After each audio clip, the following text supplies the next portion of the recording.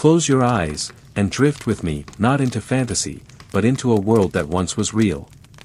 It is the world of knights, men bound in steel, sworn to oaths, living lives that were as harsh as the iron they carried and as delicate as the prayers they whispered in candlelit chapels. Picture first the silence of dawn. The land is hushed, still wrapped in mist. Beyond the fields, a stone castle rises like a shadow against the pale sky. The walls are rough and damp with the night's dew, the towers stark and solemn. A rooster crows somewhere in the distance, a thin sound in the wide silence. From the stables comes the snort of horses, restless and stamping, their breath curling into the cool air. A bell tolls slowly, heavy, and solemnly, calling not for war, but for prayer. This is the world of the night, and this is where our journey begins. The word night often brings to mind shining armor, banners flying, gallant rescues, and epic battles. Yet the truth was more complex. Knights were flesh and blood, men who lived within a rhythm of daily routines, bound by duty to their lords, to their god, and to the code of chivalry that demanded discipline from dawn until dusk. They were warriors, yes, but also landlords, servants of kings, men of faith, and men of flesh. Their lives were filled with long hours of training, endless moments of ritual, and the constant awareness that death, whether by battle or disease, could come at any time. To understand a knight is to understand contradiction. He was both warrior and servant, both privileged noble and humble supplicant. He stood at the height of medieval society, admired for his valor, feared for his skill, yet his daily life was built not on glory, but on repetition. He rose before the sun, prayed in silence, ate plain meals more often than feasts, trained until sweat poured down his brow, and spent his evenings in the company of his lord or his brothers in arms. His armor, though dazzling in tournaments, was heavy and exhausting to wear. His horse, though noble and admired, required endless care. His sword, though sharp and deadly, was only as useful as the discipline that guided his hand. Behind the glittering image of knighthood stood discipline, sacrifice, and faith. And so, in this introduction, let us walk not in haste, but slowly, as one might wander the halls of an old cathedral, pausing to admire each carving, each flicker of candlelight, each echo of footsteps on cold stone floors. The castle awakens. Imagine yourself inside the stone walls of a medieval fortress. The air is cool and damp. The fire in the great hall has burned low, leaving embers glowing faintly in the hearth. Smoke lingers in the rafters, heavy and sweet. On the walls, tapestries ripple softly in the draught, their threads faded but still bearing the colors of lions, eagles, and crosses. A guard moves slowly across the hall, his boots striking the flagstones with a steady rhythm. Outside, the castle stirs to life. In the courtyard, servants hurry with buckets of water, their breath misting in the dawn air. A blacksmith begins his work, the steady clang of hammer on iron echoing across the yard. Sparks fly as he shapes horseshoes, tools, and blades. Pages, young boys who dream of becoming knights themselves, run about carrying messages, saddling horses, sweeping the stones. The smell of hay and manure drifts from the stables, mingling with the smoke of the kitchens where breakfast is being prepared. And there, in the stillness of the chapel, a knight kneels. His hands are clasped, his head bowed. A candle burns low, its wax dripping slowly onto the altar. He whispers prayers in Latin, words he has spoken countless times before. He prays for strength, for protection, for forgiveness. For a knight's life is one of constant awareness of God above, of death near, of honor always at stake. The code and the burden. To live as a knight was to carry a code of chivalry. It was not a single rule but a collection of expectations, loyalty to one's lord, faithfulness to one's God, courage in battle, mercy to the weak, honor above all. These ideals shaped every part of a knight's day. Yet ideals and reality often clashed. A knight might be ordered to war against fellow Christians. He might be asked to collect taxes from starving peasants. He might face the temptation of pride, greed, or cruelty. The code was a star to guide him, but like any man, he walked imperfectly. Still, he was reminded constantly by priests, by lords, by his own conscience that to fail in honor was to lose more than life. It was to lose his very soul. Thus, the knight carried two burdens, the physical burden of armor, weapons, and ceaseless training, and the invisible burden of moral expectation. Together, these shaped his daily life into something more than mere survival. It became a ritual of being, an act of living not just as a man, but as a symbol. Candle the rhythm of days. A knight's day began with prayer. Always pray. For no battle could be fought, no meal eaten, no sword lifted without first acknowledging God. From there, his duties shifted. If he was in the service of his lord, he might spend his morning overseeing estates, training young squires, or riding the boundaries of the land to ensure peace. If his lord was preparing for war, his day would be filled with drills, swordplay, jousting, mounted combat, archery. Meals were taken with ceremony. Even simple bread and stew were eaten with the awareness that one's behavior reflected one's station. A knight must show courtesy, restraint, and dignity, whether dining in the hall of a king or at his own modest table. Evenings often brought gatherings.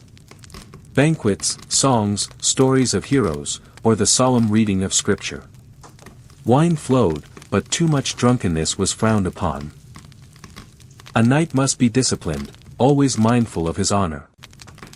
And when the hall grew quiet and the candles burned low, he returned to prayer again.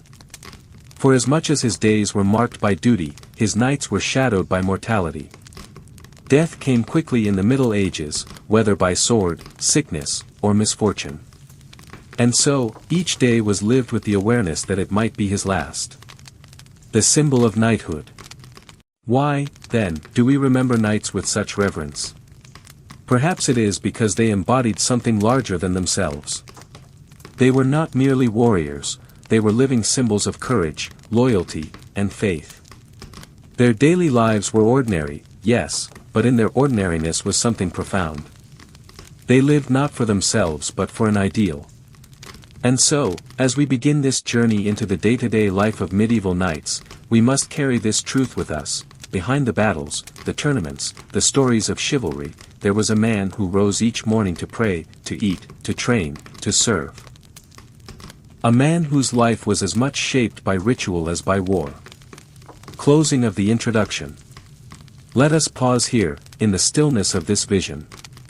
Picture once more the castle at dawn, the mist rolling across the fields, the sound of boots on stone, the distant toll of the chapel bell.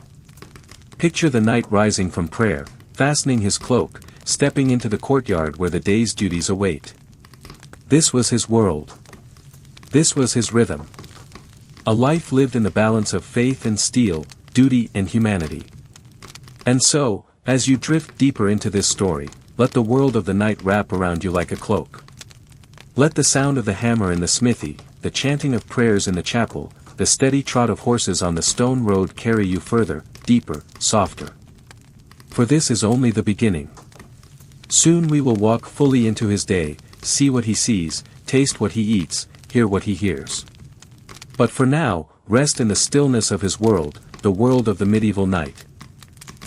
For this is not merely the story of war and legend.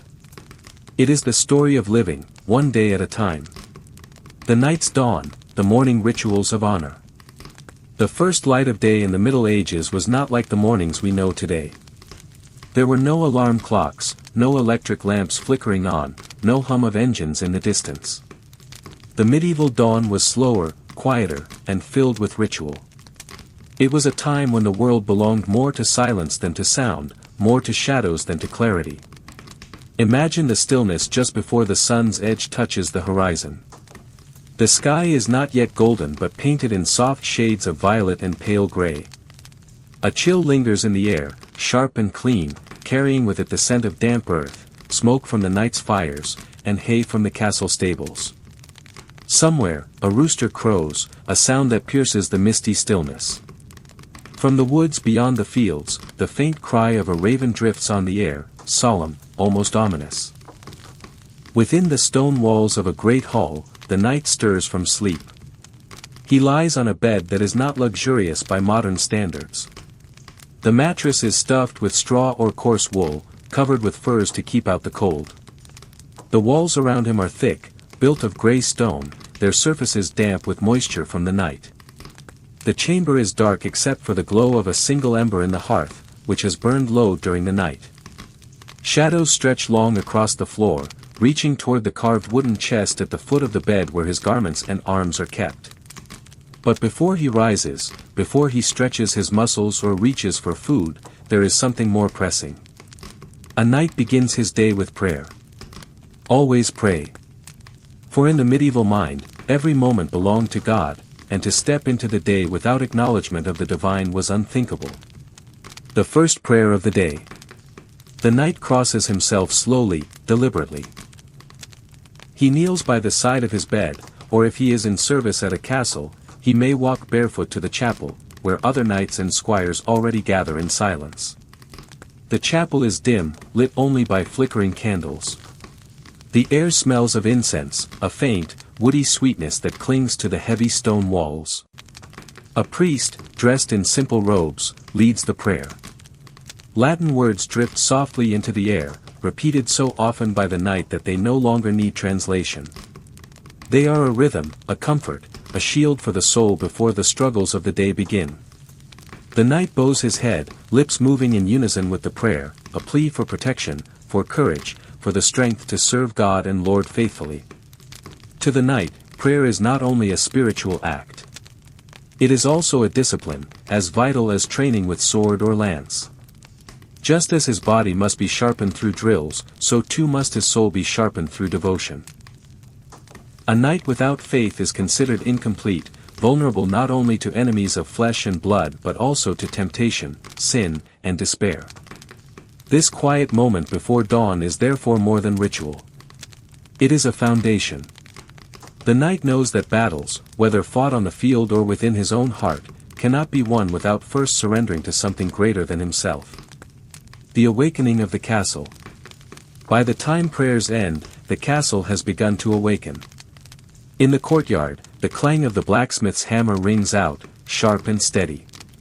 The rhythm carries across the walls, echoing like a heartbeat. Sparks leap into the cool morning air as metal is shaped into tools, nails, and weapons. Stable boys move quickly, brushing down the warhorses, feeding them oats and hay, checking hooves for stones. The horses snort and toss their heads, their manes damp with morning dew. These animals are not mere beasts of burden, they are the knight's partners in war, his pride, and his treasure.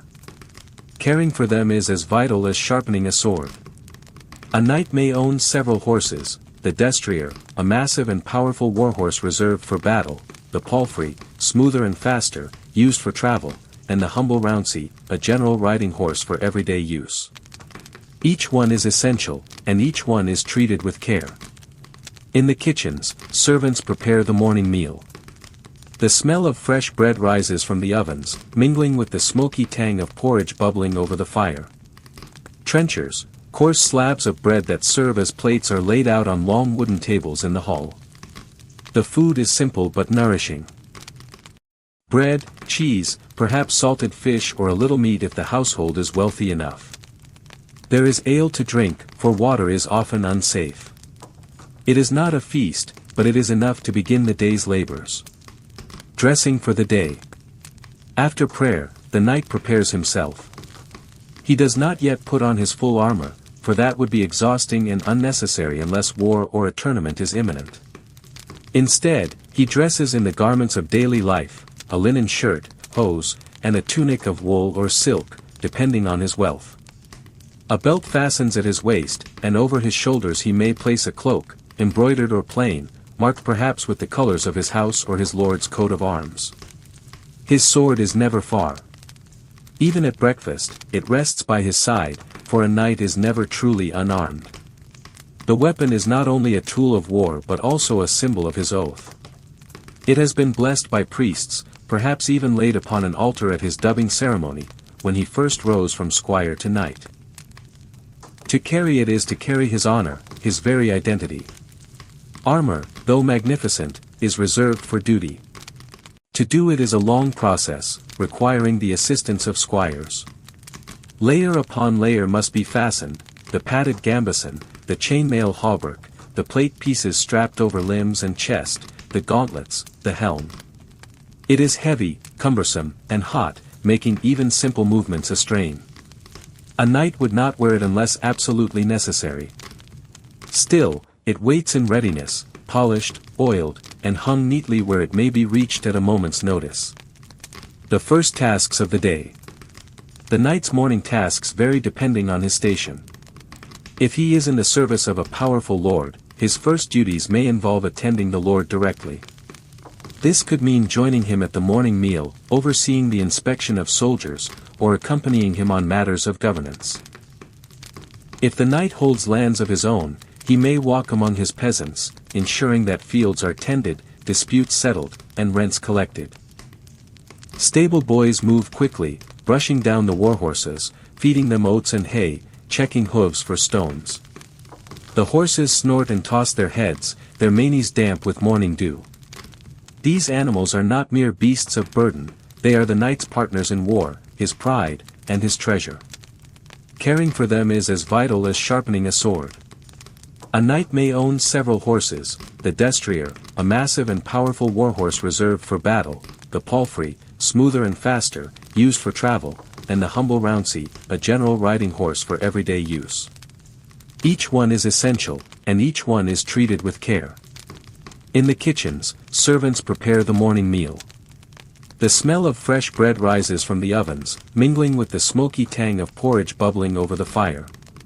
Trenchers, coarse slabs of bread that serve as plates are laid out on long wooden tables in the hall. The food is simple but nourishing. Bread, cheese, perhaps salted fish or a little meat if the household is wealthy enough. There is ale to drink, for water is often unsafe. It is not a feast, but it is enough to begin the day's labors. Dressing for the day. After prayer, the knight prepares himself. He does not yet put on his full armor, for that would be exhausting and unnecessary unless war or a tournament is imminent. Instead, he dresses in the garments of daily life, a linen shirt, hose, and a tunic of wool or silk, depending on his wealth. A belt fastens at his waist, and over his shoulders he may place a cloak, embroidered or plain, marked perhaps with the colors of his house or his lord's coat of arms.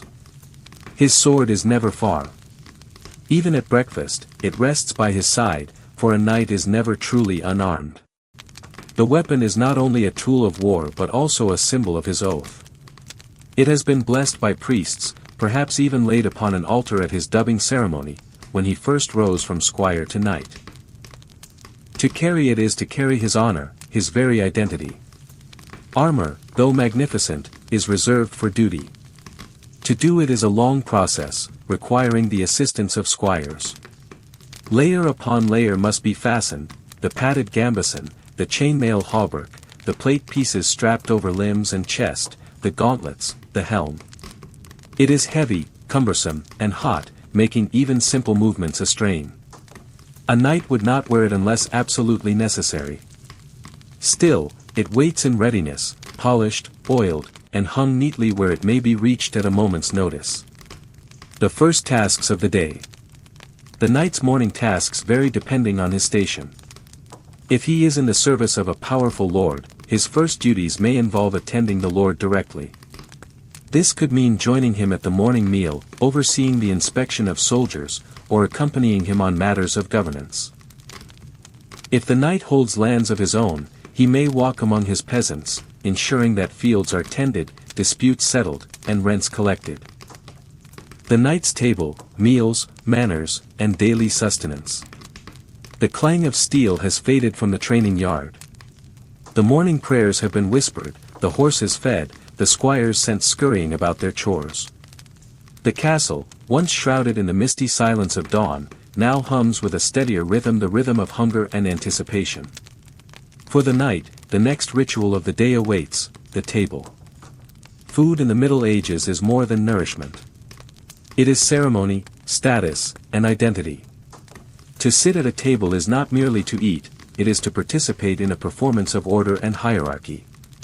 Every bite is seasoned with custom, every gesture weighed with meaning. And so, when a knight approaches his meal, he is not only tending to his stomach but affirming his place in a world where honor and ritual touch even the simplest crumb of bread.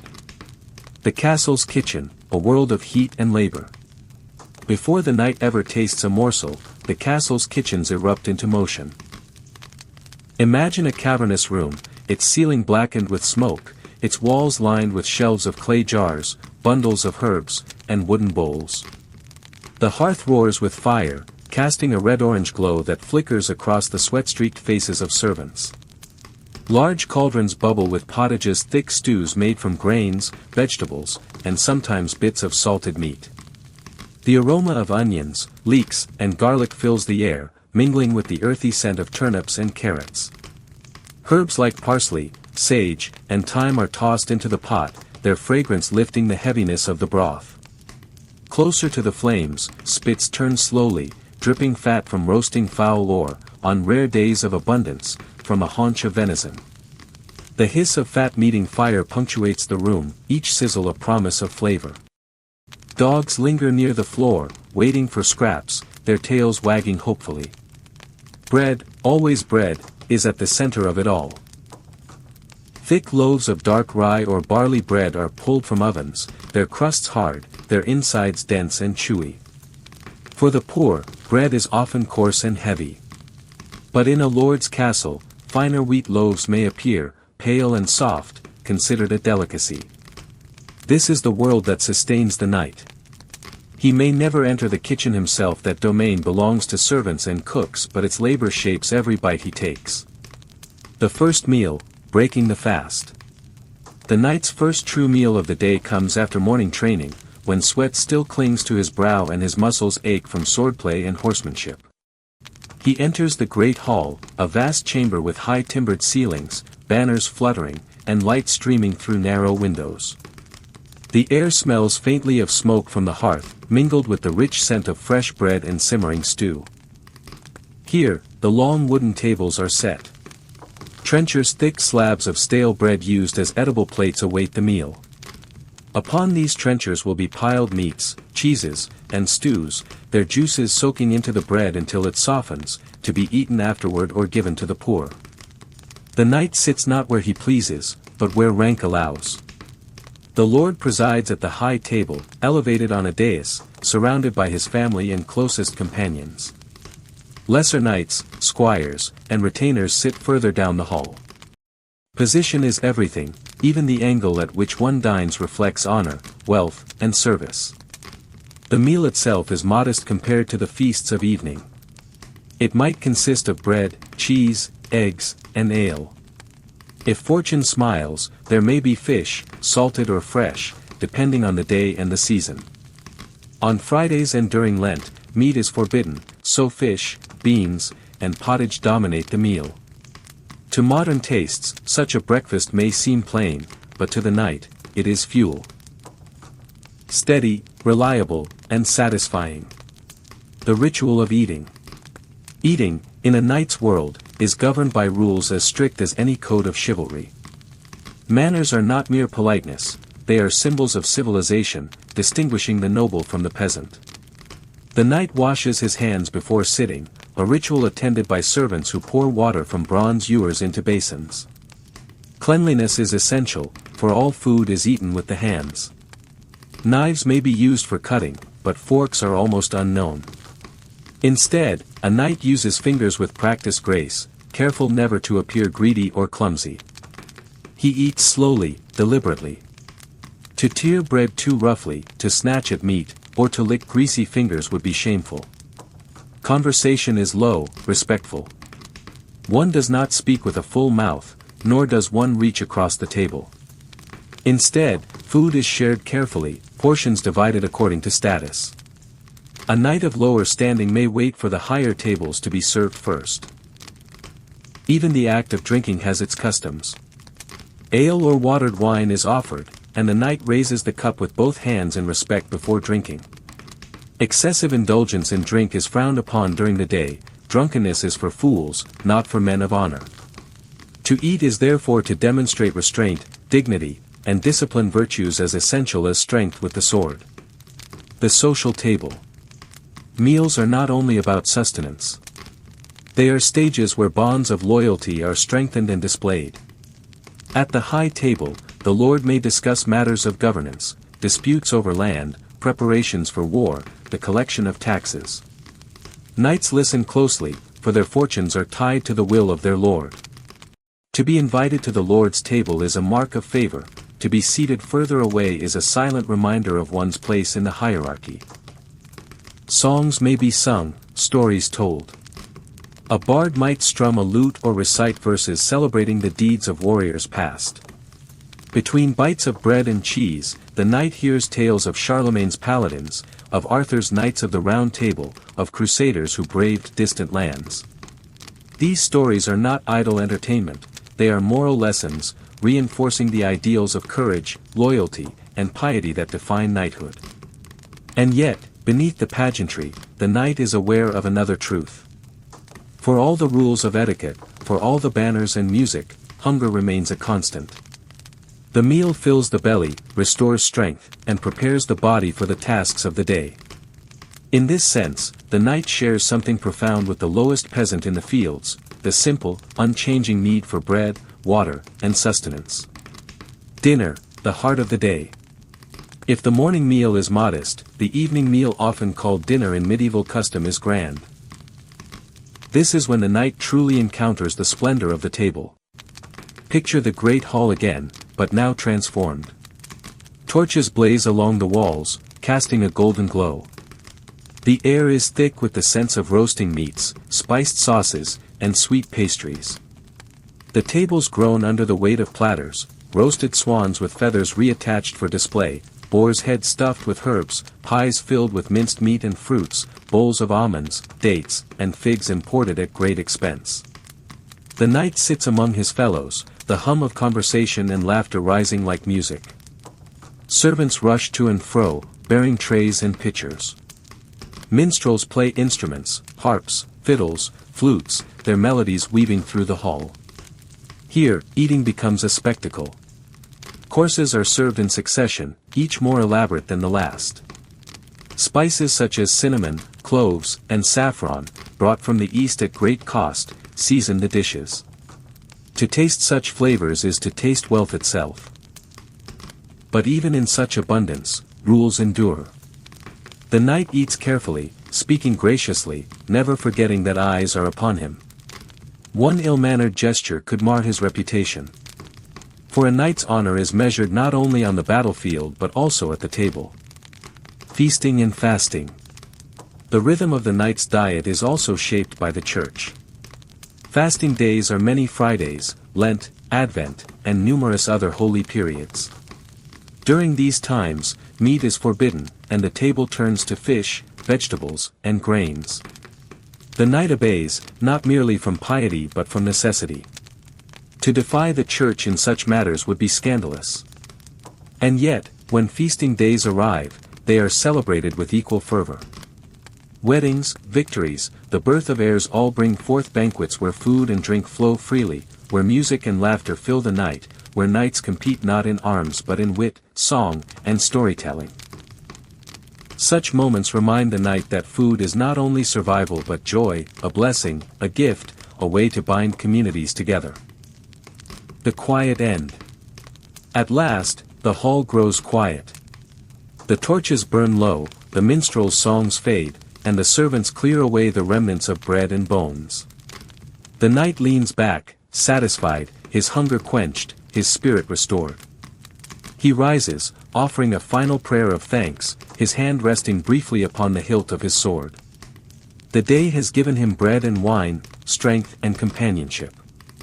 Tomorrow will demand the same, but for now, the ritual is complete.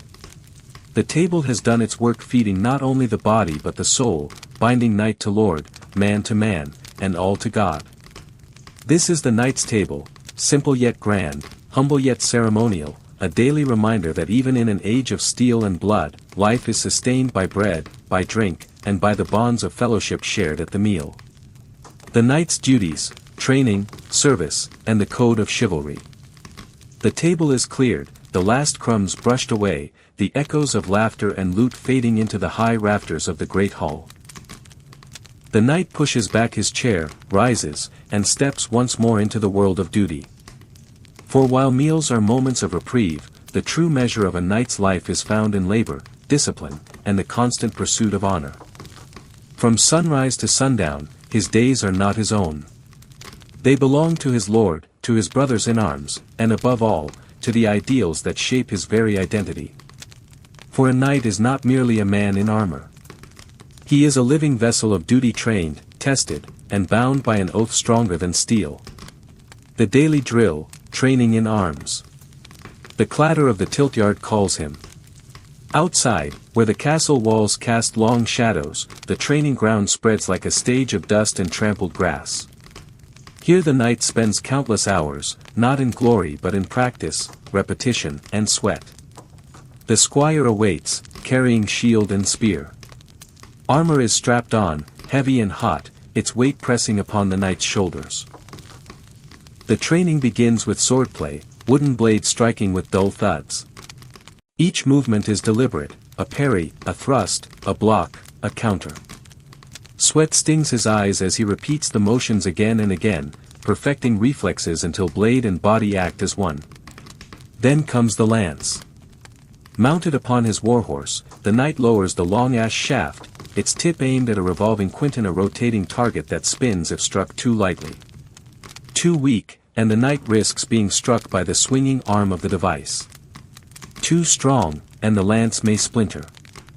Balance and control are everything. Archery too is practiced, though it is often deemed the weapon of common soldiers. Still, a wise knight knows its use. Drawing the longbow demands strength, holding the string taut until the arrow flies with a sharp whistle, burying itself in the wooden target. Hours stretch into the afternoon. Muscles ache, but discipline drives him forward. For on the battlefield, hesitation means death. Training is not play, it is survival rehearsed in advance. Mastery of the horse. No knight is complete without his horse. The destrier, tall and powerful, is both a weapon and companion. Training the horse is as demanding as training the man. The knight rides at a trot, then a canter, then a gallop, guiding the animal with knees and reins until they move as one. He learns to draw his sword while mounted, to lean, strike, and recover without breaking stride. He practices the mounted charge, lance couched, shield forward, the thunder of hooves echoing like drums of war. Yet care is as important as combat. After training, the destrier is brushed, fed, and watered. The knight inspects the hooves, adjusts the tack, and ensures the animal's well-being. To neglect the horse is to neglect half his strength. The squire's service. While the knight trains, the squire shadows him, ever observant, ever learning.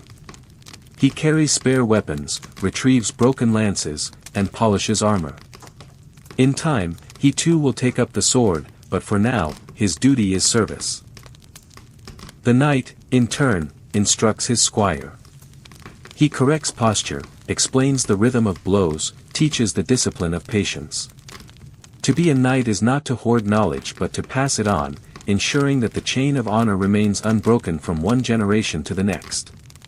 The code of chivalry. But physical strength alone does not define knighthood. A knight may wield the sharpest blade, command the swiftest horse, yet without virtue, he is nothing more than a mercenary.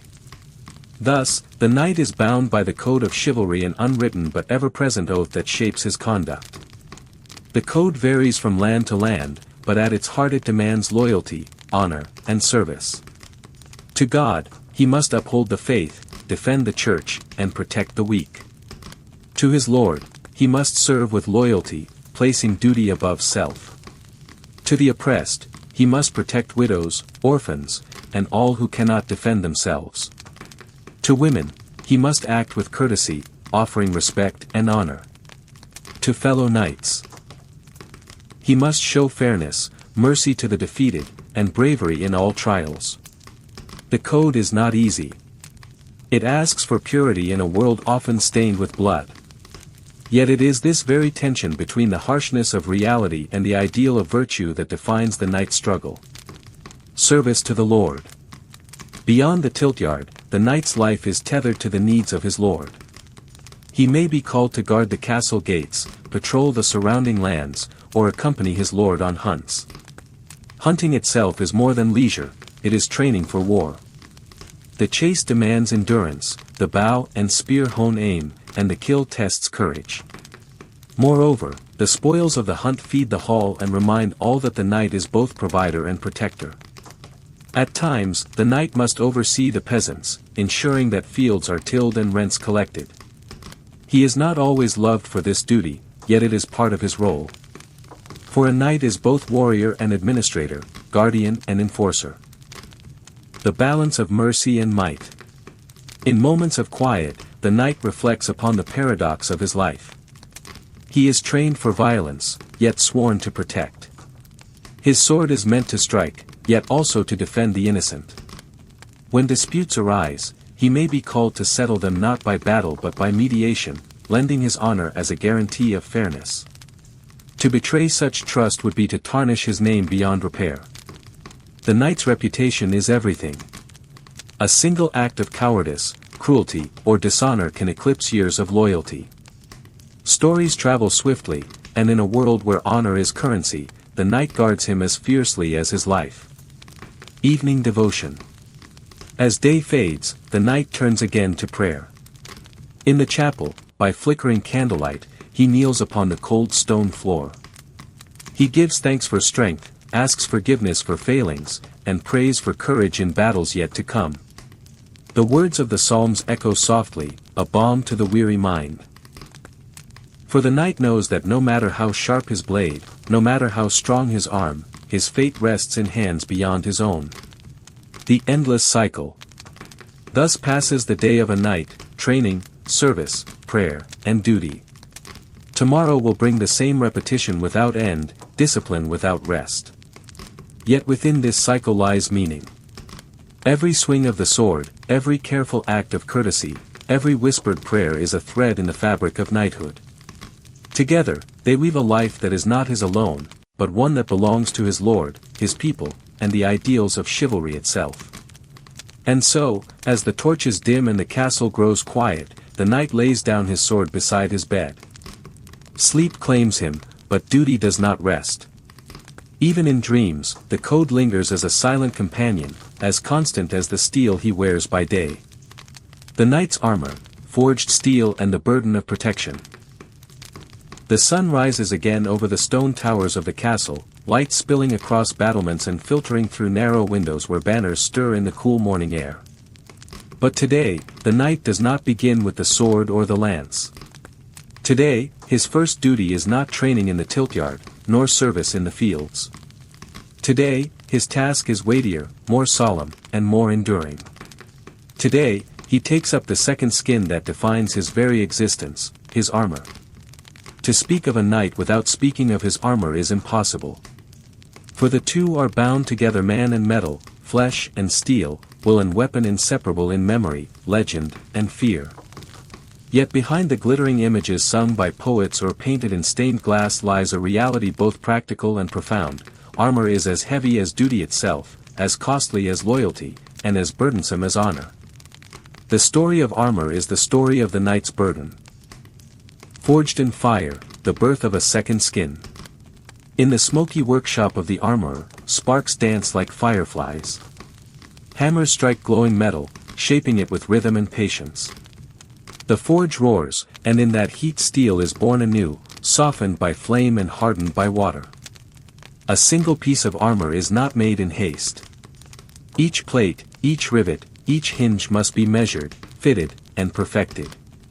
The knight is not an abstract figure, he is a man of flesh and bone, with limbs that bend, joints that twist, muscles that flex. His armor must not only shield but also move with him. The armorer's skill lies in balanced strength without rigidity, protection without immobility. Too heavy, and the knight is crushed beneath his own defense. Too light, and the blade of an enemy will find its way through. When complete, the suit gleams. Polished to a mirror sheen, it catches the light like water.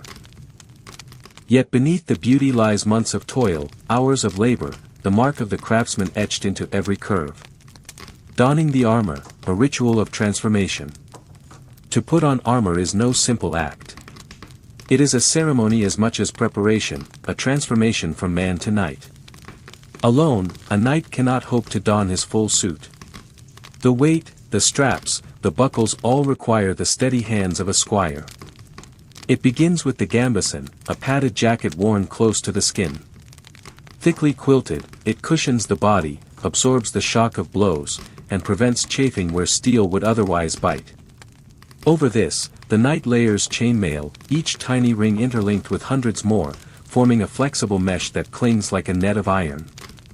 Its weight settles across his shoulders, pulling downward with unrelenting gravity. Then come the plates. Greaves are strapped to shins, cuisses to thighs. A breastplate and backplate encase the torso, the very heart of the man. Pauldrons rest upon the shoulders, vambraces shield the forearms, gauntlets lock over the hands. Piece by piece, the knight disappears, swallowed by steel until only his eyes remain visible through the narrow slit of the helm. By the time the final buckle is fastened, the knight stands transformed. What was once a man of flesh and vulnerability now appears as an unyielding tower. But within, he still feels the pinch of straps, the pull of weight, the heat gathering beneath layers of cloth and metal. The armor protects, but it also imprisons. The weight of protection.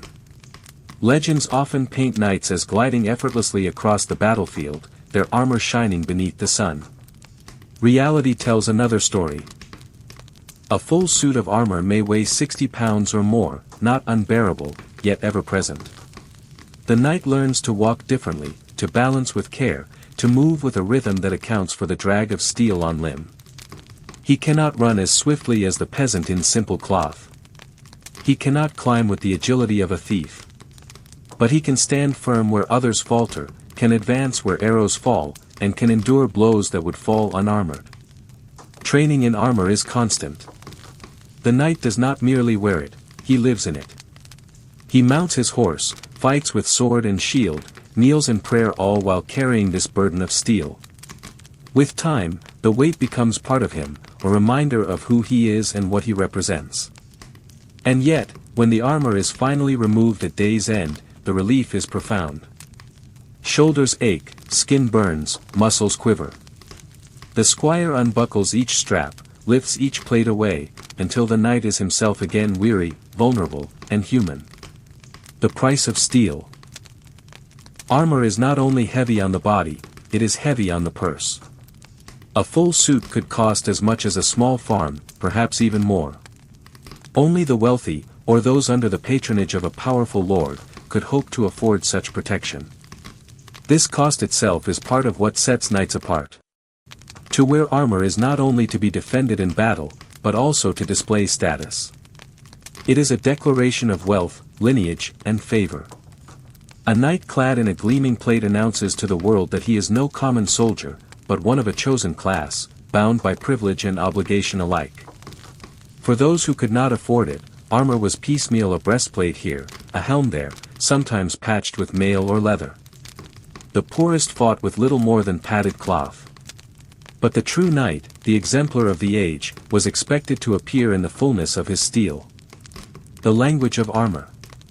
Armor speaks without words. Its polished surfaces reflect more than sunlight, they reflect identity. Engravings and etchings decorate the plates, symbols of lineage carved into metal. A crest upon the breastplate, a device upon the shield, a plume upon the helm all proclaim who the knight is, whom he serves, and what he defends. On the battlefield, such symbols are more than decoration. Amidst the chaos of clashing armies, banners torn, dust rising, the glint of familiar insignia guides comrades and warns enemies. To mistake one knight for another is rare, their armor is as distinct as their very faces. Thus, armor is not merely protection. It is the language of loyalty, of pride, of belonging. Burden of the battlefield. When battle comes, armor proves its worth. Arrows rain down, yet many glance harmlessly from plate. Swords strike with ringing clangs, blows that bruise but do not pierce. Lances shatter, yet the steel holds. And still, no armor is invincible. A blade finds the gap beneath the arm. A dagger slips into the visor. A mace crashes down, denting the helm and rattling the skull within. The knight learns that armor saves, but it does not make him immortal. It buys time, grants endurance, but the will to fight must still come from within. The burden of protection is real. Beneath the sun, armor grows unbearably hot. Beneath the rain, it grows slick and heavy. In mud, it sinks, dragging the knight down as though the very earth conspires to claim him. To fall is dangerous not because he cannot rise, but because the weight pins him long enough for death to strike. Yet despite all this, the knight chooses to bear it. Without armor, he is exposed. Without armor, he cannot stand where arrows fall. Without armor, he cannot embody the image of knighthood that the world expects. Armor in ceremony. Armor is not only worn in war. In tournaments, in parades, in the solemn rituals of knighting itself, armor gleams beneath the eyes of noble and commoner alike.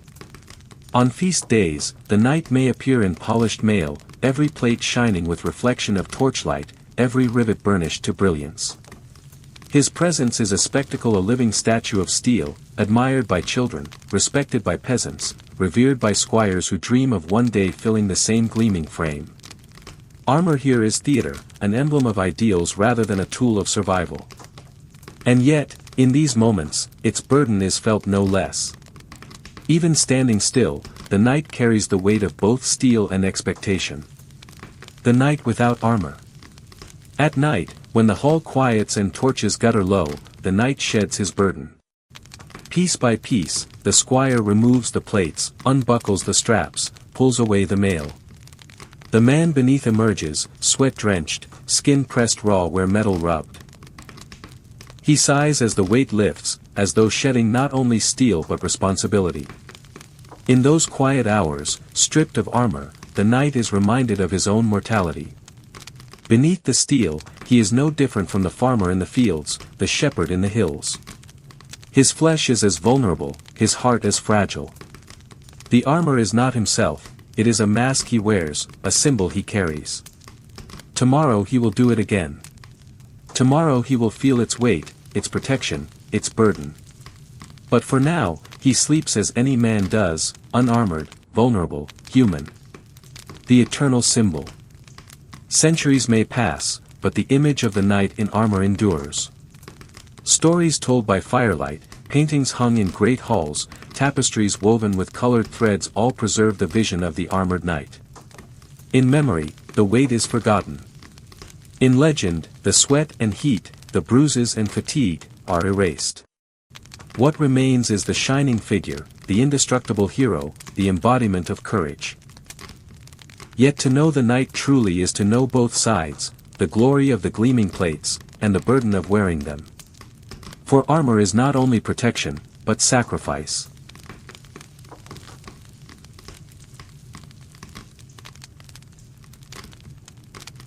It is both shield and chain, blessing and curse. And the knight, bound to it, learns to carry that duality as he carries the weight of steel with patience, endurance, and quiet strength. Thus ends the tale of the knight's armor, forged in fire, born with duty, cherished in memory.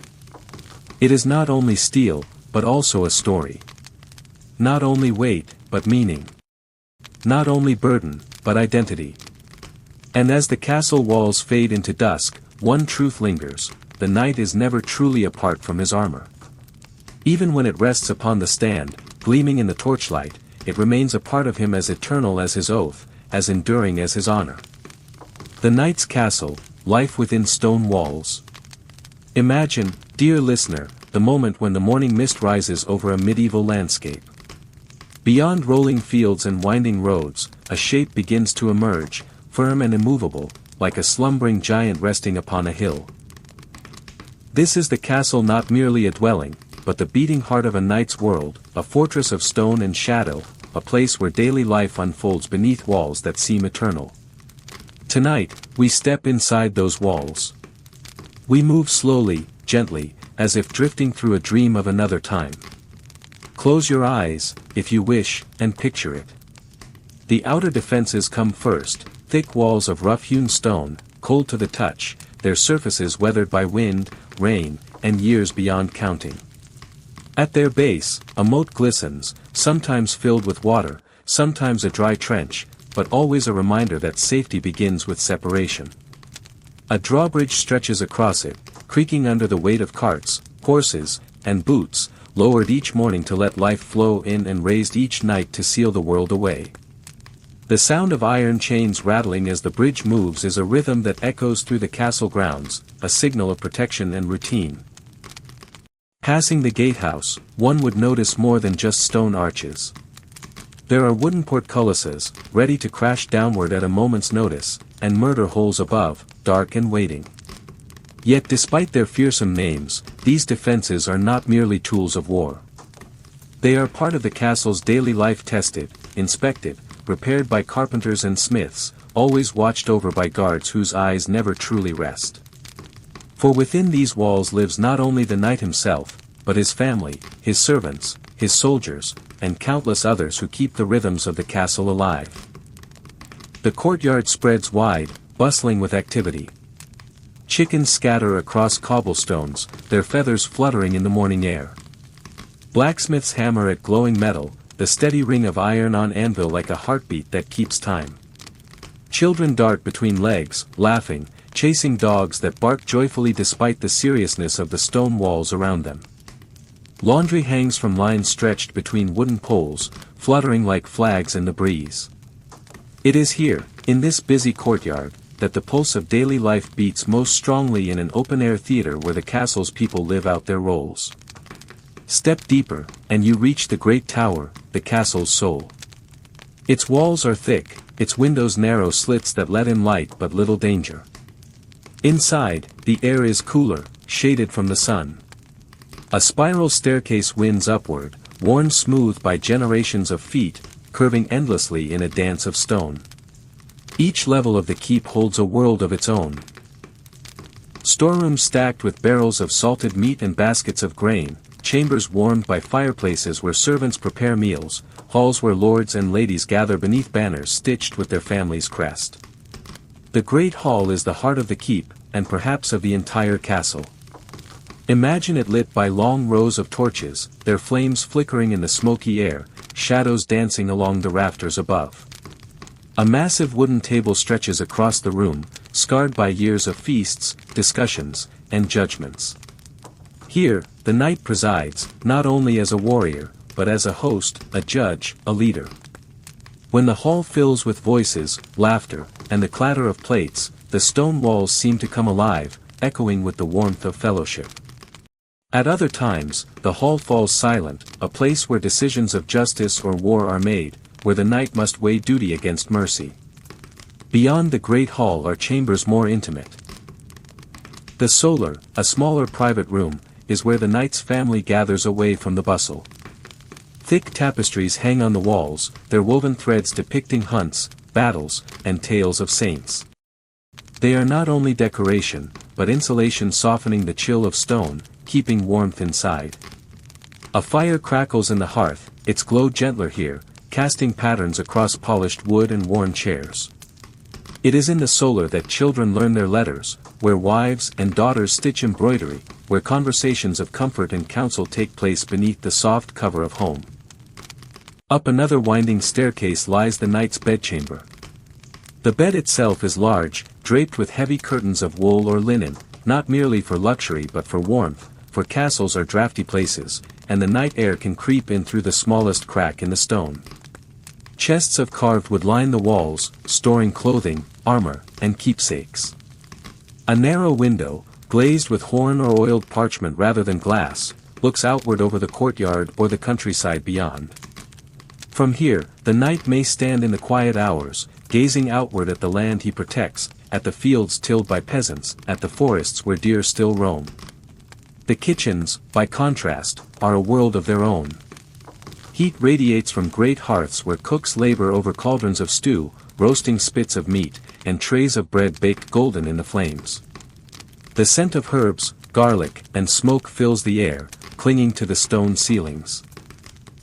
Servants hurry back and forth, balancing dishes, stirring pots, tasting broths. The rhythm of their work is as essential as any knight's training, for the castle runs on food, and food requires hands, skill, and ceaseless labor.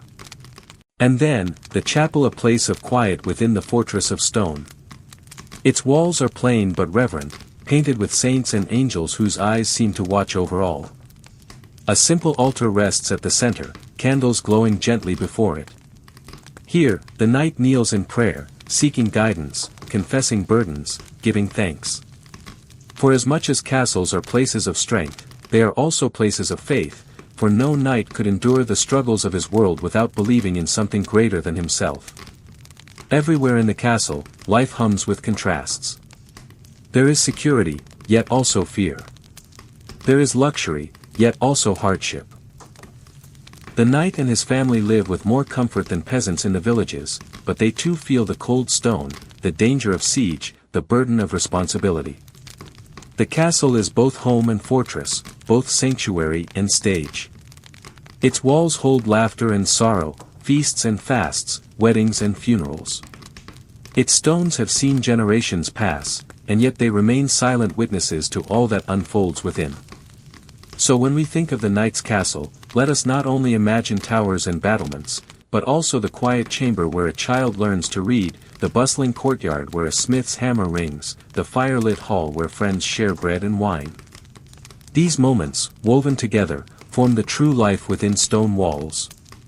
And as you drift deeper into this story, picture yourself walking slowly along those spiral stairs, pausing at each landing, touching the cool stone of the walls.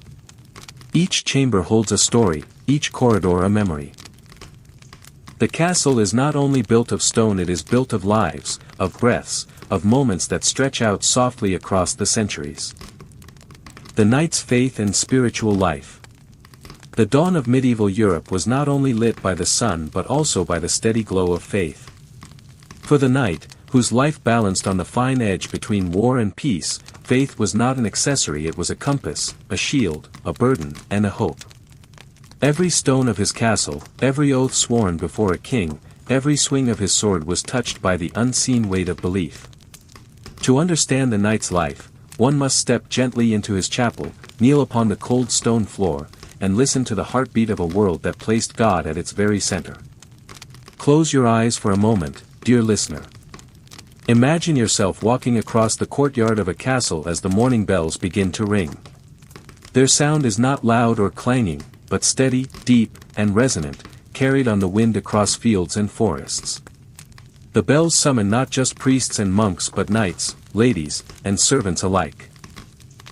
Faith does not belong only to the clergy here, it belongs to all, woven into the rhythm of daily life. Inside the small chapel, the air is thick with the scent of beeswax candles and incense. Light filters through narrow stained glass windows, painting the stone floor with colors of crimson, sapphire, and gold. A wooden crucifix hangs above the altar, carved with care by hands long gone. The knight enters quietly, his spurs clicking against the floor, his head bowed beneath the weight of reverence. He kneels, murmuring prayers whispered by countless voices before his own. This is not merely a habit, this is duty, discipline, and devotion entwined. The knight's faith is shaped by the code of chivalry, which binds together earthly honor and divine expectation. To be brave in battle is good, but to fight for the weak is holy. To serve one's lord is expected, but to serve God first is eternal. His sword, before it ever strikes in combat, is blessed, sometimes even laid upon the altar to remind him that steel, too, must serve a higher power. Armor may shield his body, but prayer shields his soul. Life in medieval times was fragile, and death was never far away. Illness, famine, and war walked beside every man and woman. For knights, who rode into danger willingly, the awareness of mortality was sharper still. Faith offered a promise that beyond the dust and blood of the battlefield, beyond the loneliness of the grave, there was something more: eternal rest, eternal reward, eternal life. To live without faith would be to stand unarmored before the greatest foe of all, despair. Yet faith was not only personal. It was also communal, shaping the very fabric of society. The knight attended Mass, not just to nourish his soul, but to show his loyalty to God and to the order of the world. He gave alms to the poor, funded chapels, supported monasteries, and sometimes even took vows himself. Some knights, weary of war, laid down their swords and became monks, trading steel for silence. Others joined holy orders like the Knights Templar or the Hospitallers, blending monastic devotion with martial service. The rhythm of the knight's day was punctuated by prayer. Morning prayers at dawn, when the sun's first light spilled over the hills. Noon prayers, when labor paused for a breath. Evening prayers, as torches were lit and shadows grew long. And prayers before sleep, whispered beneath heavy blankets, a final act of surrender before the night. These moments of devotion stitched the knight's hours together, binding his restless duties with a thread of peace. In times of war, faith accompanied him onto the battlefield. Priests marched alongside armies, carrying relics of saints, blessing banners, sprinkling holy water on ranks of soldiers. Knights believed these sacred tokens carried divine protection. A splinter of the true cross, a vial of holy oil, or even a saint's bone might be tied within a knight's cloak as he rode into battle. Before the clash of swords, prayers rose like smoke, mingling with the dust of marching feet. And when victory came, it was attributed to God's favor. When defeat struck, it was seen as a trial, a test, or even a punishment for sin. The knight's soul was as much at risk as his body, for pride, cruelty, or betrayal of vows could endanger his eternal salvation. Thus confession was a vital moment to kneel before a priest, to unburden sins, to receive penance, to walk again in the light of forgiveness. Few moments were more humbling for a knight, for here his armor could not protect him, and his titles meant nothing. Here, he was simply a man, fragile before God. Pilgrimage, too, was a part of a knight's faith. Some traveled to Canterbury, Santiago, or even all the way to Jerusalem, enduring hardship to touch holy ground, to walk where saints and martyrs had once walked. These journeys were acts of devotion, of cleansing, of seeking favor. For a knight, who lived by the sword, the thought of pilgrimage carried a double weight, a chance for redemption for lives taken, and a reaffirmation that his service was not merely for earthly lords but for the heavenly one. Within the castle walls, chaplains served as both spiritual guides and trusted advisors. They taught children their prayers, comforted the sick, and blessed the dead. They reminded knights that power was fleeting, that castles could fall, but that faith endured. Even the architecture of the castle echoed these truths. Chapels pointed heavenward, towers stretched toward the sky, and every stone seemed to declare that man was small, and God was great. The knight's faith also shaped how he treated others. The code of chivalry taught him to defend widows, orphans, and the poor. Hospitality was sacred to feed the hungry, to shelter travelers, to protect pilgrims. Mercy was praised, cruelty condemned. Though knights were often imperfect, their ideals were steeped in spiritual expectation. Their greatness was measured not only by victories won, but by compassion shown. At night, when silence fell over the castle, the chapel often glowed faintly with candlelight. The knight might walk there alone, his steps echoing in the stillness. He would kneel, head bowed, whispering prayers that no one else could hear. Prayers for forgiveness. Prayers for his family. Prayers for strength to live honorably in a world so often ruled by violence and pride. In those moments, beneath the vaulted ceiling of stone, he was not a warrior or a nobleman, he was simply a soul reaching upward, seeking light in the darkness. And so, the knight's life with all its battles, duties, and triumphs was interwoven with faith. Without it, his world would collapse into chaos. With it, even the harshest trials could be endured. His sword was steel, but his strength was spirit. His castle was stone, but his foundation was God.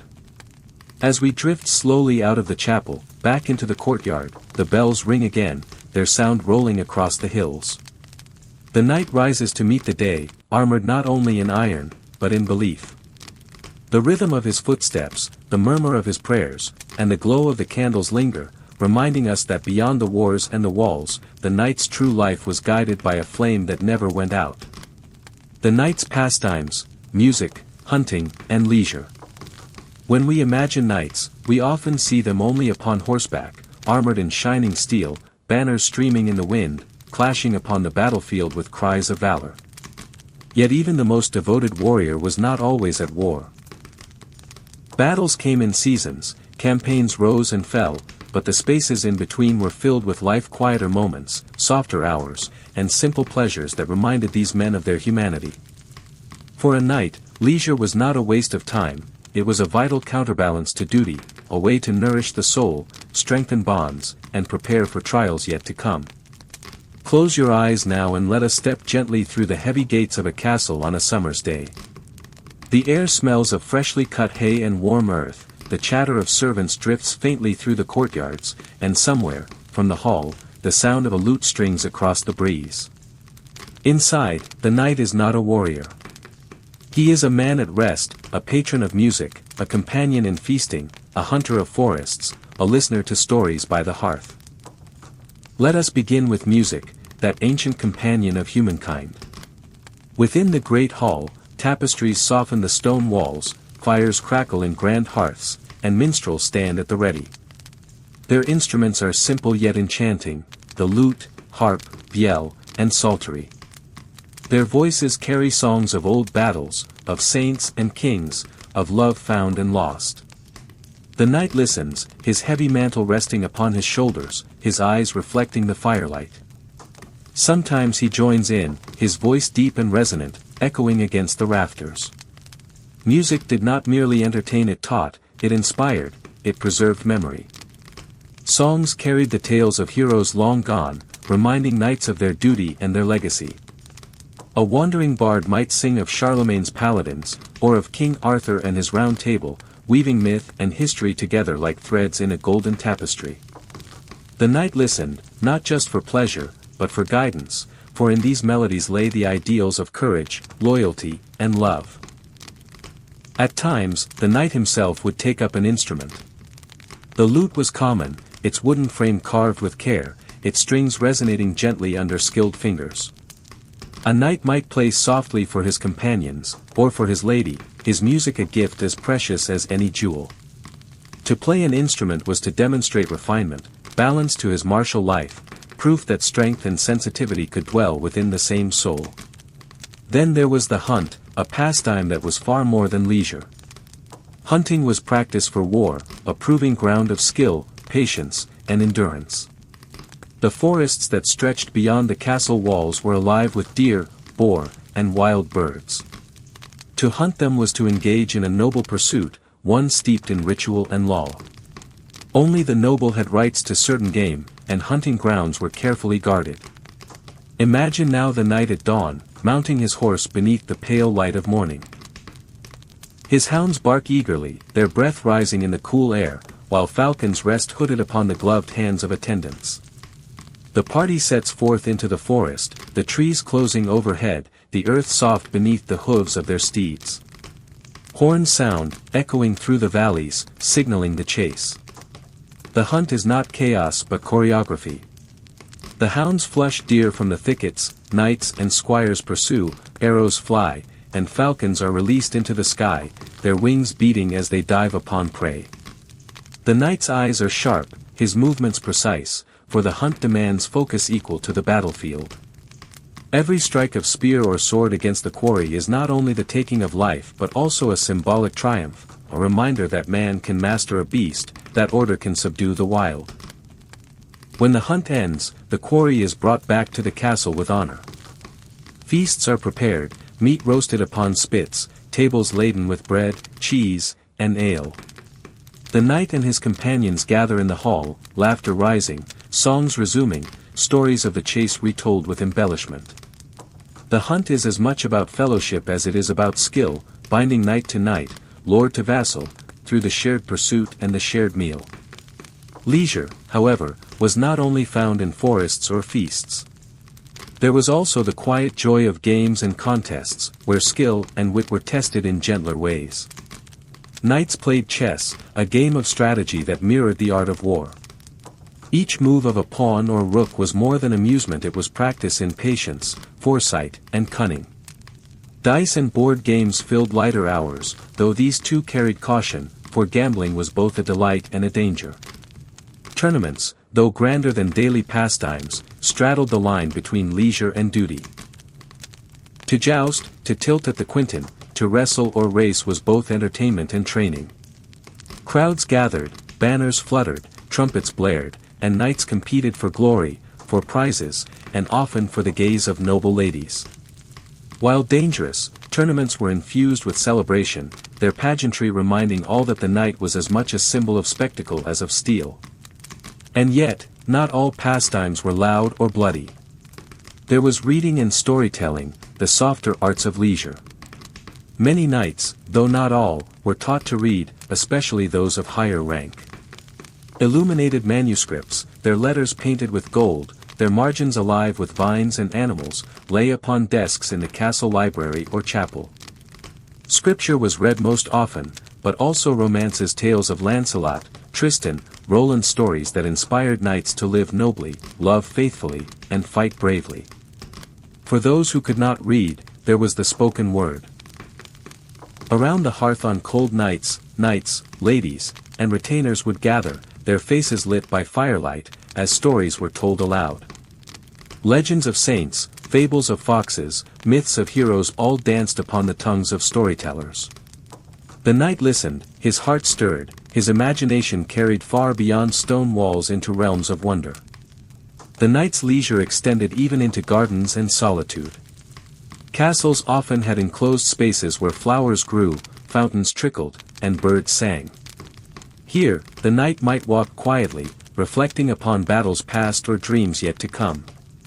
Sometimes he would compose poetry, clumsy perhaps, but sincere, offering words of devotion to a lady or prayers to God. The stillness of the garden balanced the roar of the battlefield, teaching him that peace, too, was a worthy companion. Consider, too, the role of companionship in leisure. Knights did not always seek solitude. They gathered with fellow warriors, squires, and nobles, sharing laughter, jest, and song. They feasted together, hunted together, and prayed together. Leisure was community, the weaving of bonds that would hold firm in times of war. Trust forged in the hall or on the hunt carried over to the battlefield, where a knight's life often rested in the hands of his comrades. And so, when we look at the knight not as a figure of constant battle but as a man at rest, we see a fuller picture.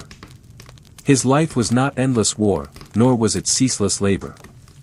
It was also music sung beneath vaulted halls, hunts echoing through forests, games played by candlelight, and stories whispered by the hearth. These moments gave balance, shaping him not only into a warrior but into a whole man, cultured, refined, bound to his companions by shared joy as much as shared struggle. As the day winds down, the music fades, the fire burns low, and the knight rises from the hall.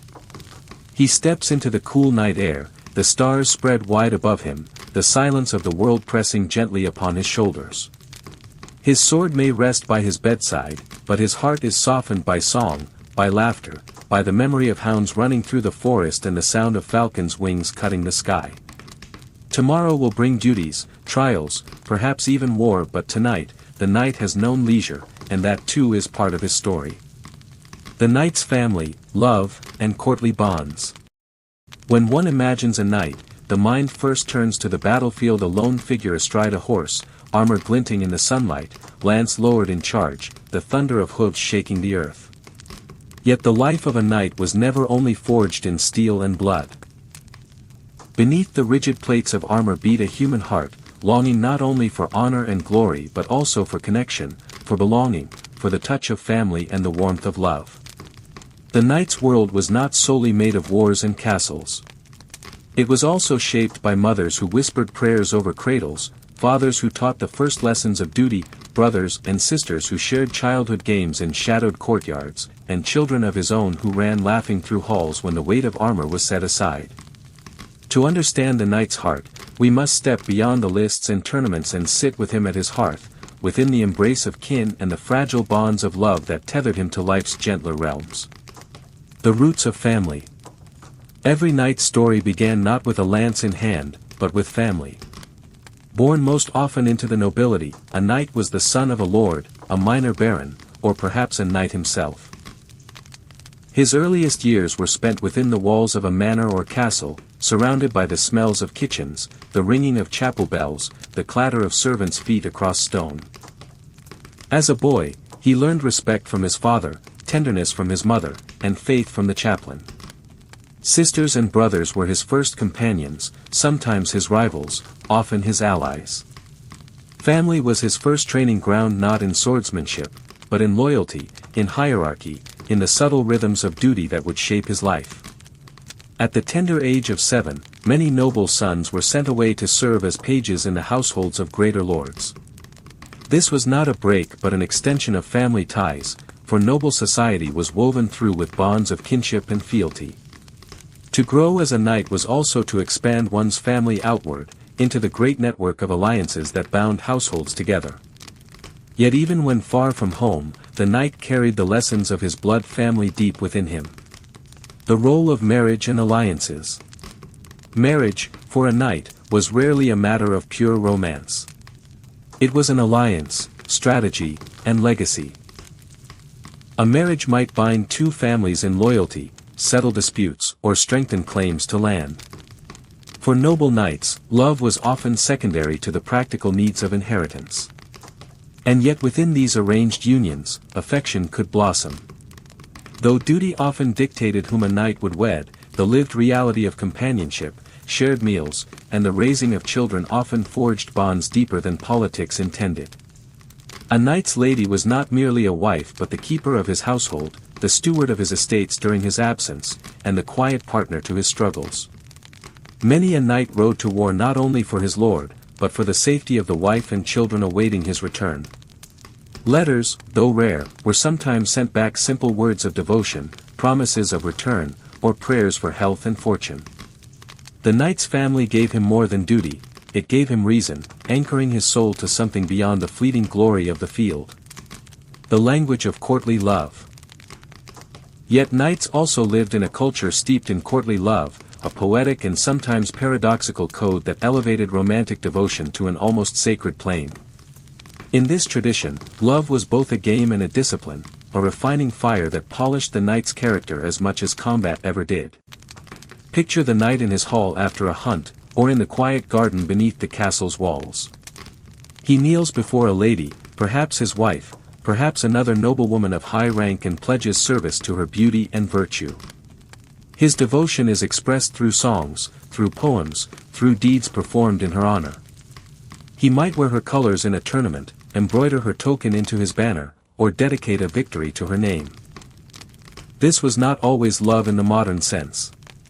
Often it was symbolic, ritualized, sometimes even unattainable.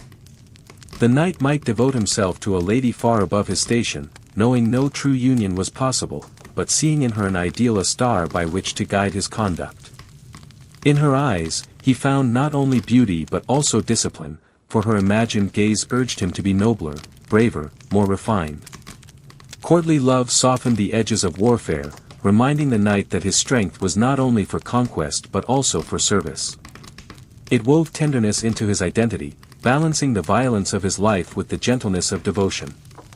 Children of the night. When knights became fathers, their worlds transformed yet again. Sons were prepared to follow in their footsteps, trained from birth in discipline, horsemanship, and faith. Daughters, though often pawns in alliances of marriage, were nonetheless cherished, their laughter brightening the often cold halls of stone. Imagine the knight returning from a campaign. His armor is battered, his body weary, but his children rush to him, clutching at his mantle, their small hands tugging eagerly. He kneels to embrace them, the weight of steel replaced by the weight of love. For all the grandeur of war, these moments mattered more. In their smiles, he saw his legacy, his reason for enduring the burdens of knighthood.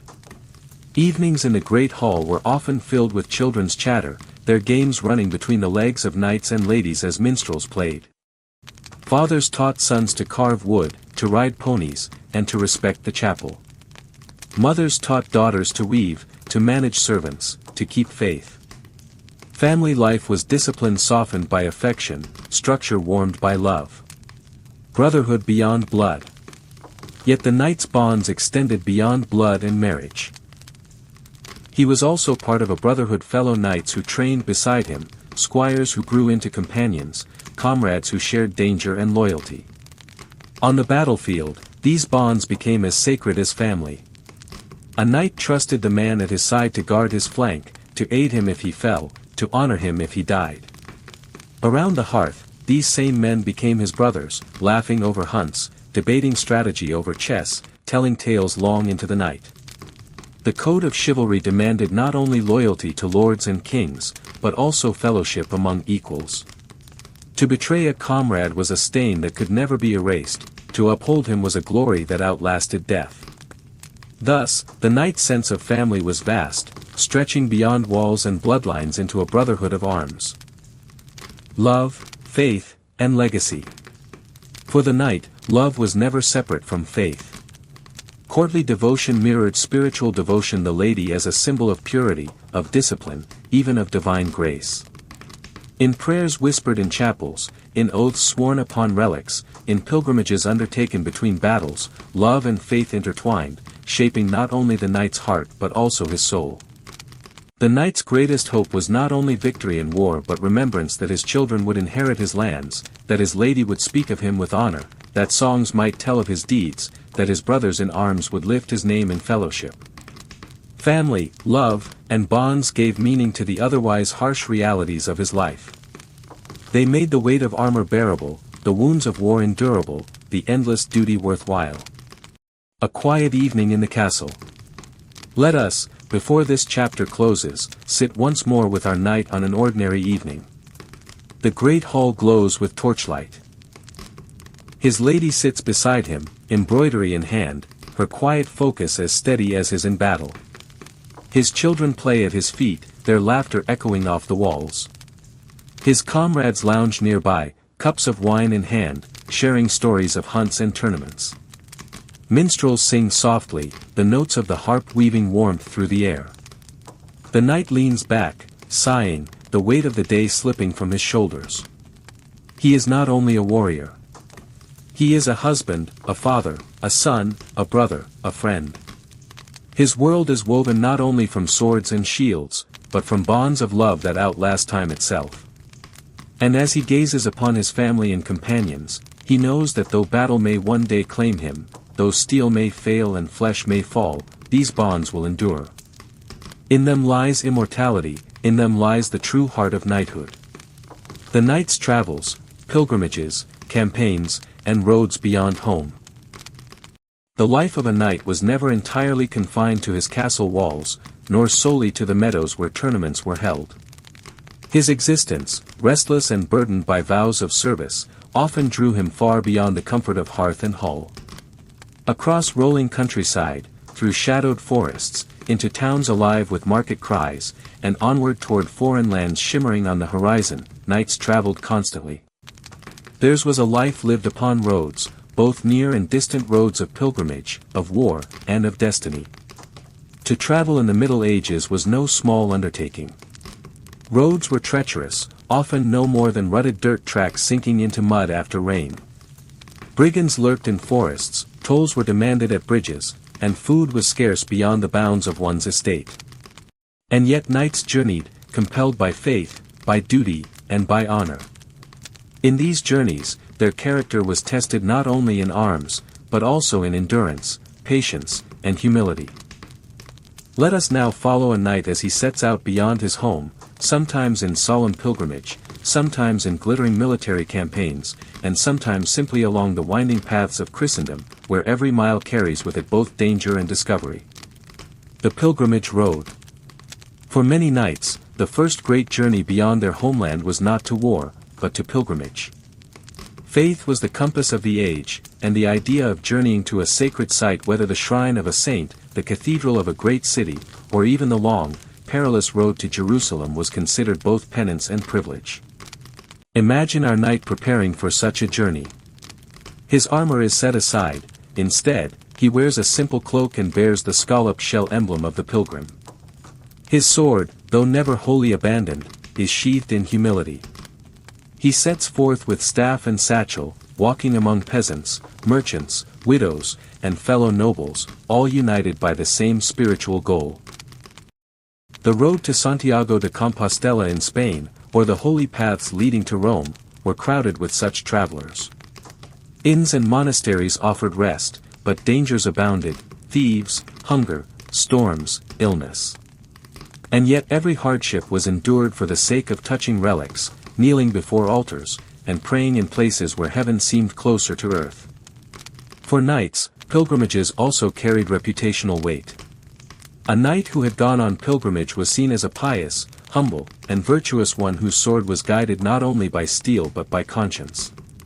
To wear the pilgrim's badge was a badge of honor, and upon return, stories of far-off lands and holy sites added to the knight's stature in his community. The call of crusade. Yet not all journeys were peaceful. When the papacy called knights to crusade, urging them to take up the cross and march eastward to defend or reclaim sacred lands, countless men answered. For some, it was devotion; for others, adventure. For many, a mingling of faith and the lure of eternal reward. The road to the Holy Land was a march across continents through the sun-scorched plains of Anatolia, over mountains, along perilous coasts where supply ships sailed in parallel. Entire armies moved like rivers of steel and banners, stretching farther than the eye could see. Our knight rides among them, bearing a red cross sewn upon his surcoat. He sees towns and cities unlike any in his homeland: Constantinople with its golden domes, Antioch with its fortified walls, Jerusalem itself shimmering in the desert heat. The journey is long, exhausting, filled with hunger, thirst, and loss, yet also with moments of awe. Crusade was travel at its most extreme, pushing knights to the very edge of endurance, confronting them with cultures, faiths, and wonders they had never known. It was both brutal and transformative, and upon return, a knight bore not only scars but also tales that would echo in his family for generations. The knight on campaign. Not all campaigns required travel so distant. Many knights journeyed across their own realms or neighboring lands, answering their lord's summons. One season might call him north to guard a border, another south to raid a rival's lands. On these campaigns, knights marched with their retinue: squires, servants, packhorses laden with tents, provisions, and arms. At dawn they rode in columns, lances glinting in the morning light; at night they camped in meadows or beside rivers, cooking over fires and posting guards against ambush. The road was rarely quiet. Along the way, knights encountered peasants laboring in fields, merchants hauling goods, wandering minstrels, even bands of beggars trailing after armies in hopes of scraps. Each journey was a tapestry of encounters, some friendly, some hostile, each shaping the knight's understanding of the world beyond his own hull. The knight's duties on campaign were as much about endurance as battle. Rain-soaked marches, endless dust, sudden sickness, the grinding weight of siege camps, these were the daily bread of his travels. In truth, the road often tested him more than the clash of steel. Tournaments abroad. Not all travel was solemn or grim. Many knights journeyed in search of tournaments, those grand gatherings of martial sport where honor and reputation could be won. A knight might hear of a great tournament being held in a distant duchy or kingdom, and gather his household to ride forth. The journey itself was festive: banners fluttering, servants bustling, comrades laughing. Along the road, villagers would watch with awe as the company passed, children chasing after the brightly clad riders. Arriving at the tournament ground, the knight would encounter others from across Christendom, each bringing their own styles of arms, their own traditions. It was a melting pot of cultures, a crossroads where travel became festivity, where war was set aside for ritualized combat, feasting, and revelry. Such journeys allowed knights to broaden their reputations, to win prizes, to forge alliances, even to court the admiration of distant nobles. For many, the road to a tournament was as important as the tilt yard itself, for it carried with it the promise of stories, glory, and friendship. The knight's encounters on the road. Travel was as much about people as places. Along roads and rivers, knights encountered the great variety of medieval life: peasants bent to plows, monks traveling between abbeys, merchants driving caravans heavy with goods, jugglers and troubadours bringing laughter to towns. Sometimes, he would ride into bustling market towns, their squares alive with voices, the smell of bread and spices thick in the air. Other times, he would pass lonely shrines by the roadside, where a single candle burned in memory of the lost. Not every encounter was gentle. Bands of outlaws, mercenaries between wars, or unscrupulous toll-keepers tested his resolve. Yet these too were part of the journey, reminders that the knight's sword was never far from necessity, even on the road. Through travel, the knight became not only a warrior, but also a witness. He saw the vastness of his world, from quiet hamlets to great cities, from humble inns to royal courts. Each road widened his perspective, teaching him humility, resilience, and wonder. Homecoming. No journey was complete without return. For all the sights and struggles endured abroad, the sweetest moment was always the homecoming. Picture the knight at last approaching his castle, its towers rising against the familiar sky. His children run to greet him, his lady watches from the gate, his household gathers with joy. The dust of foreign roads clings to him, but his heart is light, for he is once more where he belongs. Travel tested him, reshaped him, broadened him. Yet always, it was home that gave meaning to the miles. Without a hearth to return to, the road would be endless, the journey hollow. The knight's legacy of roads.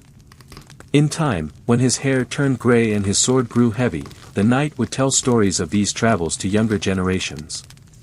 Around the fire, he would speak of pilgrimages and crusades, of markets and battles, of roads winding into strange lands. His children would listen wide-eyed, imagining worlds far larger than the walls of their home. Through such stories, the knight's journeys outlived him, weaving into the lore of his family and the memory of his people. The road, after all, was not only a place of travel but of transformation. It shaped the knight into more than a warrior, it made him a citizen of a wider world, a pilgrim upon earth's endless paths. And as he closed his eyes for the last time, perhaps he dreamed once more of the road stretching ahead, a path eternal, where every journey leads home. The knight's legacy, memory, song, and the echo of honor. The clang of steel fades. The banners are lowered. The knight, who once rode with lance and shield across the fields of Christendom, does not ride forever. His body weakens, his sword hand trembles, and eventually his journeys must end. Yet the life of a knight was never meant to vanish into silence. His deeds, whether noble or flawed, triumphant or tragic, became stories, and those stories outlived the man himself. The legacy of knighthood was more than armor or castles. It was the memory carried in song, in story, in sculpture, in the whispered recollections of peasants who once saw a mounted figure pass their fields. It was preserved in illuminated manuscripts, carved upon tombstones, woven into tapestries, and sung by wandering minstrels around the fires of distant inns. The knight's life was not merely his own. It was a thread in a tapestry far larger, one that stretched across centuries, binding generations through memory. And though time wore away the stones of castles and rust claimed the bright steel of swords, the echo of honor lingered. The tomb and the effigy. Let us imagine, then, the passing of a knight. His body, weary from campaigns and years of service, is carried to the chapel within his castle or to the great cathedral of his lord. Monks chant solemn prayers. The air smells of incense and candle wax. His shield is placed at his side, his sword upon his chest. Upon his tomb rests not just his bones, but his effigy, a carved stone figure of the knight in eternal repose. His hands are folded in prayer, his feet sometimes resting against a lion, symbol of courage, or a hound, symbol of loyalty. Armor encases his form, polished in stone though the real steel has long dulled. To those who enter the chapel, this effigy is a silent sermon. Here lies a man who served, who fought, who prayed, who lived by vows. For centuries, these effigies lay in cool stone aisles, lit by flickering light through stained glass. Children peered at them, wondering if the night might rise again. Travelers paused to read the inscriptions, some in Latin, some in the language of the land. Though the man beneath was gone, his memory was given weight, permanence, reverence. The chronicle and the song. Yet not all nights were remembered in silence. Many lived on in words and music. Chroniclers and medieval historians recorded battles, treaties, and oaths, writing in careful script upon parchment. Monasteries preserved these annals, ensuring that even centuries later the names of certain knights could still be read. But even more enduring than the chronicler's pen was the minstrel's song. Wandering troubadours and poets traveled from court to court, singing of deeds both real and imagined. A knight who fought bravely in one battle might, within a generation, be praised as a hero of almost mythic stature. The line between truth and legend blurred, but the essence remained: courage, loyalty, love, sacrifice. Think of the tales of King Arthur and his Round Table. Though rooted in fragments of history, they grew into legends that outshone reality. Songs of Roland, of El Cid, of countless unnamed warriors became the memory of a people, sung beneath vaulted halls and in village squares. A knight's deeds, once sung, could echo forever. The family memory. Beyond stone and song, memory was also carried in families. A knight's children grew up hearing stories of their father's campaigns, pilgrimages, and tournaments. Perhaps they were shown his dented helmet, his old banner, his sword now hung above the hearth. The passing of eras. As centuries passed, the world changed. Firearms rose, plate armor grew obsolete, castles gave way to palaces, and professional armies replaced feudal levies. The knight, as once he was, faded from daily life. Yet he did not vanish. Instead, he became a legend. Painters in later centuries imagined shining knights riding through enchanted forests. Writers told stories of noble quests, of dragon slayers, of protectors of the weak. The knight became a symbol of an age both admired and romanticized. The echo of knighthood crossed into imagination. Even when real knights were no more, the dream of knighthood remained. The eternal rider. In the end, the knight's legacy is one of endurance. His life may have been short, his battles long forgotten, but the essence of his calling outlived him. Through tombs and tapestries, through songs and stories, through ideals and imaginings, the knight became eternal. Close your eyes and picture him once more. A rider in steel, lance in hand, banner streaming in the wind. Behind him lies his castle, before him lies the road. He rides not just for his lord, not just for his lady, but for honor itself, that fragile, shining thread that binds human hearts across centuries.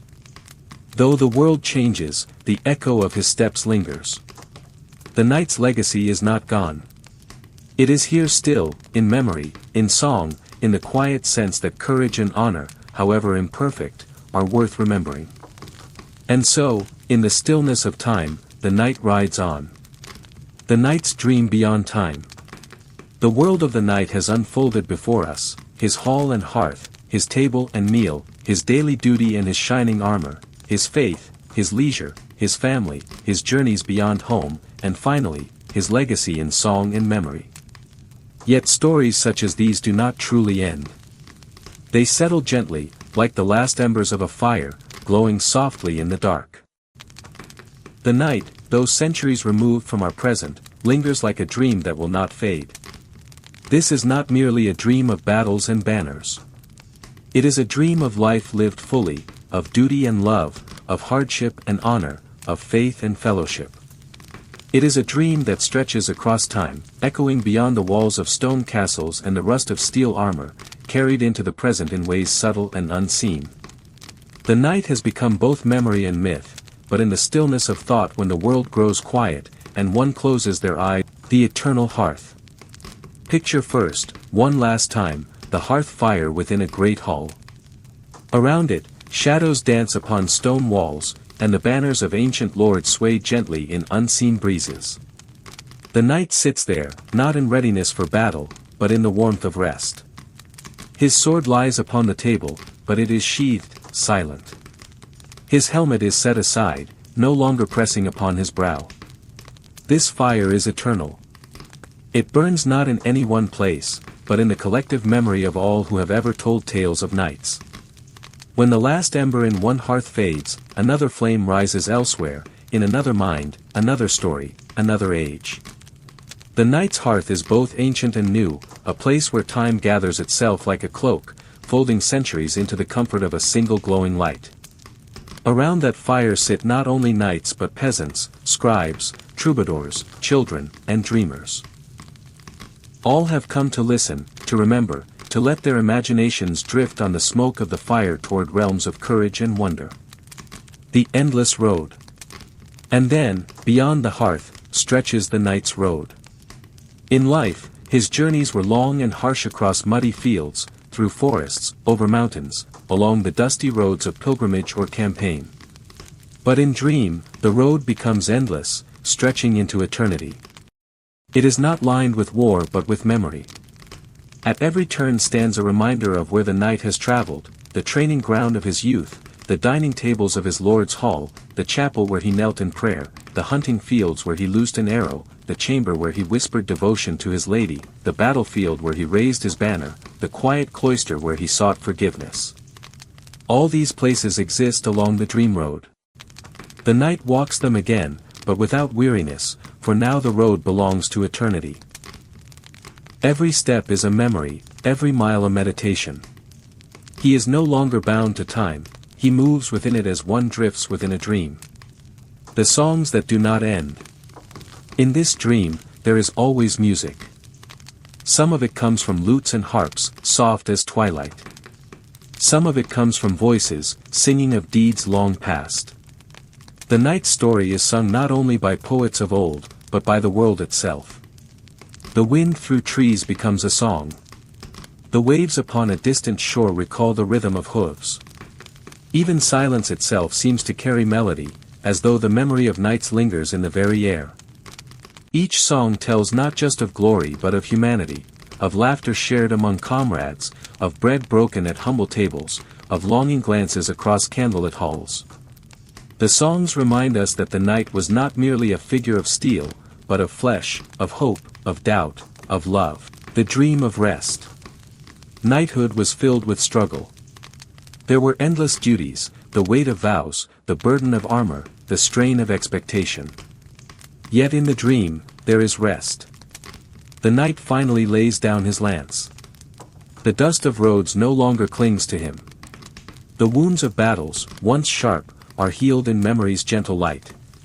Here, in the stillness of the dream, the knight finds what perhaps he always sought, peace. Not the fragile peace of treaties, not the brief peace between battles, but the deep and abiding peace that comes when time itself loosens its hold. This rest is not forgetfulness, but fulfillment. It is the closing of a circle, the final chapter of a long story. It is the sense that nothing has been lost, for everything has become part of the great dream that flows onward. The knight as symbol. As centuries passed, the knight became less a man and more a symbol. He was remembered as the champion of justice, the loyal servant, the protector of the weak. Even when history blurred and stories exaggerated, the symbol endured. And in dreams, symbols matter more than facts. The knight's dream does not concern itself with dates or documents. It carries instead the essence of what knighthood meant: courage in the face of fear, loyalty in the face of doubt, faith in the face of darkness. When we dream of knights, we dream of these things. We dream of the eternal struggle between light and shadow, between honor and betrayal, between love and loss. The knight becomes an image within the soul, a reminder that though time passes, the ideals we hold dear need not vanish. The dream beyond time. So the knight rides still. Not upon the real roads of medieval Europe, but upon the boundless roads of the imagination. He is a dream shared across centuries, carried in the hearts of those who tell his story. At times, he is the armored rider upon a field of gold. At times, he is the weary pilgrim leaning upon his staff. At times, he is the poet, the lover, the servant, the lord. But always he is present, always he endures. Beyond time, beyond the crumbling of castles and the silence of empty halls, the knight remains. He belongs now to the dream world, where every reader, every listener, every dreamer may encounter him anew. And so long as we close our eyes and imagine, so long as we let our thoughts drift upon the quiet tide of history's echoes, the night will never fade. The closing vision. Now, as our long journey together draws to an end, imagine the night once more. He rides not into battle, but into twilight. The sun sinks low upon the horizon, casting fields of gold into gentle shadow. His armor glimmers faintly, not with the harsh shine of steel, but with the soft glow of memory. His banner, worn yet steadfast, drifts behind him like a whisper of wind.